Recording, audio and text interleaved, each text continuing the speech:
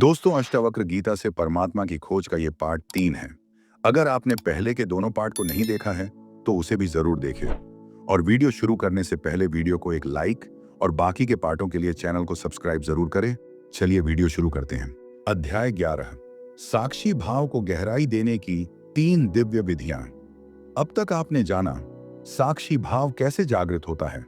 अब बात करते हैं उसे गहराई तक कैसे ले जाएं। क्योंकि शुरुआती दिनों में साक्षी भाव एक क्षण आता है, एक क्षण चला जाता है। यह ऐसा है जैसे सुबह की धूप बादलों के बीच से थोड़ी देर के लिए झलक जाती है। पर अष्टावक्र कहते हैं जब साक्षी भाव स्थिर हो जाता है तभी परमात्मा की झलक दैनिक अनुभव बनती है। तो अब 3 दिव्य विधियां। विधि 1, ठहरो और देखो। यह विधि बहुत शक्तिशाली है। हर दिन 10 से 15 बार सिर्फ 4 सेकंड के लिए ठहरो। कुछ मत करो, ना बोलो, ना सोचो, ना प्रतिक्रिया दो। बस 4 सेकंड अपने भीतर को देखो।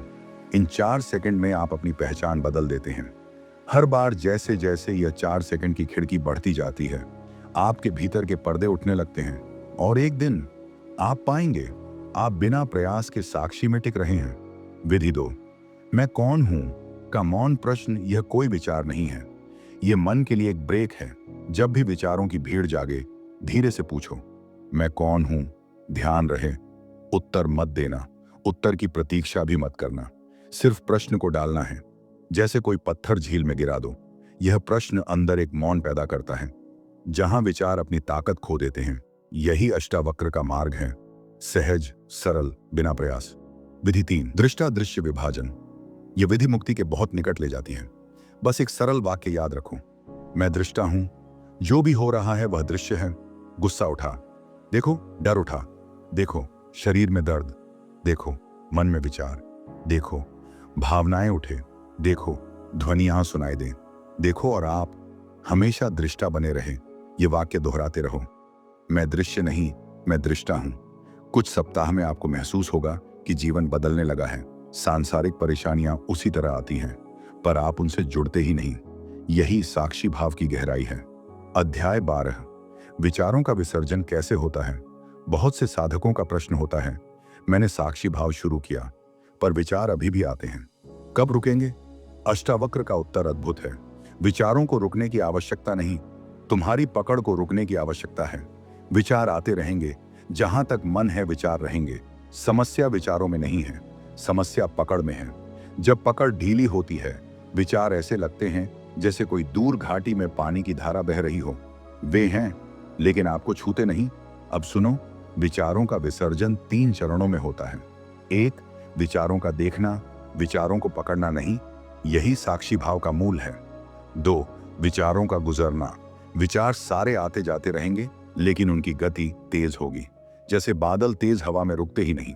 3, विचारों का पिघलना, धीरे धीरे मन की पकड़ कमजोर हो जाती है और विचार की शक्ति खत्म होने लगती है। यहां एक अद्भुत अनुभव होता है, विचार उठता है और उसी क्षण मर जाता है। यह विसर्जन है। अध्याय 13, मैं कहां समाप्त होता है। अष्टावक्र का सबसे गहरा ज्ञान यहीं से शुरू होता है। उन्होंने कहा, मैं नामक जो केंद्र है वह वास्तविक नहीं, वह मन की परछाई है। यह मैं क्या है? यह नाम है, पहचान है, शरीर है, स्मृतियां हैं, इच्छाएं हैं, भावनाएं हैं, लेकिन यह सब बदलता रहता है। तो असली मैं कौन है?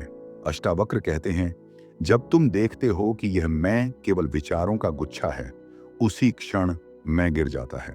और जब यह गिरता है, जो बचता है वह प्रकाश है, वह शांति है, वह अनंतता है, वह आप हैं, वही परमात्मा है। मैं का अंत अहंकार का अंत नहीं है, मैं का अंत अहंकार की पहचान का अंत है। और यह अंत बहुत सुंदर होता है, किसी दर्द से नहीं, किसी संघर्ष से नहीं, बल्कि जागरण से। अध्याय 14, आत्मा का स्थायी साक्षात्कार। अब प्रश्न आता है, यह सब अनुभव तो अच्छा है, लेकिन स्थायी कब होता है? अष्टावक्र का उत्तर, जब दृष्टा कभी खोता नहीं तो आत्मा स्थायी हो जाती है।